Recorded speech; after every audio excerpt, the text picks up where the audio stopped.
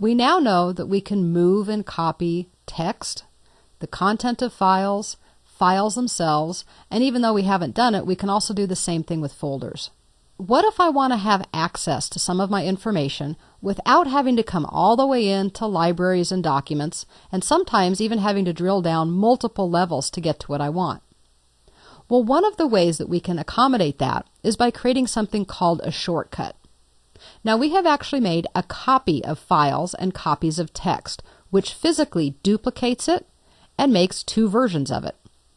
They are independent. Once we make a copy, if I make a change to one, nothing happens to the other. They're independent after the copy is made. A shortcut is not a copy. A shortcut is actually just a pointer. It's a little thing that says, if you click on me, I know where to go to actually get to the content you're looking for. But it really is very small. So even if you have large files, a shortcut doesn't take up any space. Why might you want this? Well, let's say that in your job, you have to work on a computer that's on a network.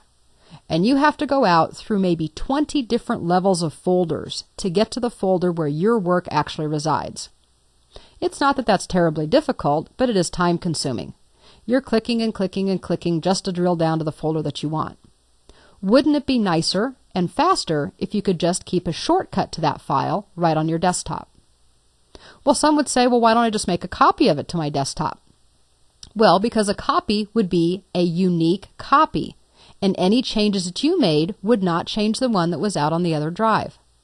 That can be problematic in business because you have one copy now and everybody else is working with another, and they're not the same thing.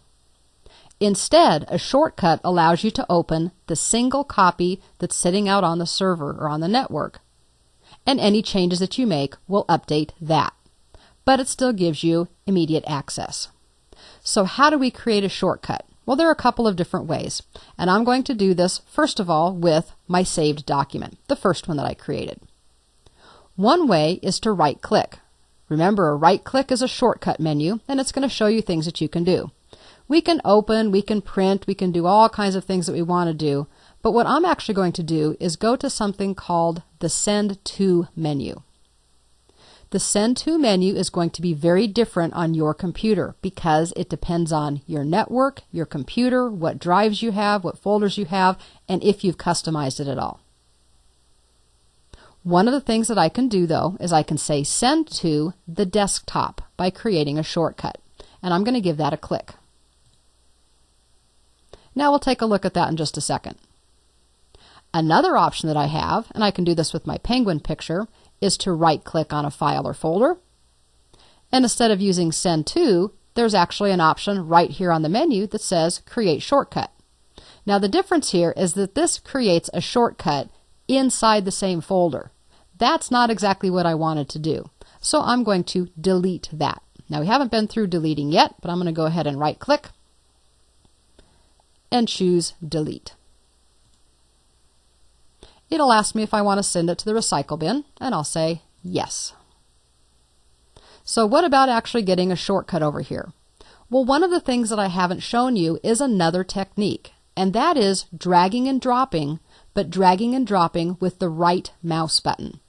In other words, instead of holding down your left mouse button, you're going to hold down the right mouse button. The same technique, though, applies. Press and hold the right mouse button. Drag it over while holding down your right button, and then release the right mouse button. This is the reason I like dragging and dropping with my right mouse button, because when I do this, I get the option when I release the button to copy it, to move it, or to create a shortcut. I can do all three using the same technique. Furthermore, sometimes my finger accidentally slips off the right mouse button while I'm dragging, and I say, okay, if I'm left clicking, I don't have any idea where that just went.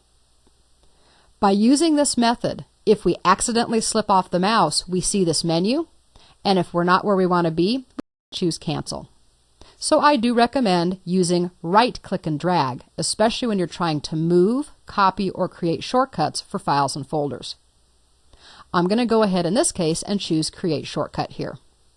And to just show you that we can do this with folders as well, I'm going to drag my stuff onto the desktop with the right mouse button, and say Create Shortcut here.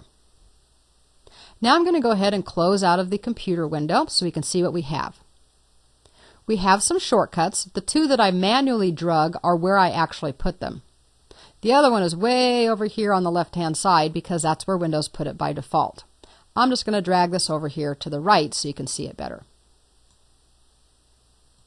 All of them have had the name Shortcut appended to the end, because the computer again is trying to help us and say, wait a second, this isn't actually the My Stuff folder, it's not actually sample save document, it's not actually Penguins, these are just shortcuts. But I also can see that visually because of the little arrow on the lower left corner. That tells me that this is a shortcut, not a file or folder itself. It's a pointer, and if I pause over it, you'll see that this is actually pointing to a specific location. It's saying when you try to open this file, it's actually on the C drive, under Users, under Administrator, under My Documents. It's a very, very tiny file, so I haven't duplicated it, I haven't made 2 copies of it, and if I use this, I'm not congesting my computer with clogging it up with multiple copies. Shortcuts are something that really should be used more often than they are. And of course, we could rename these the same way that we've renamed other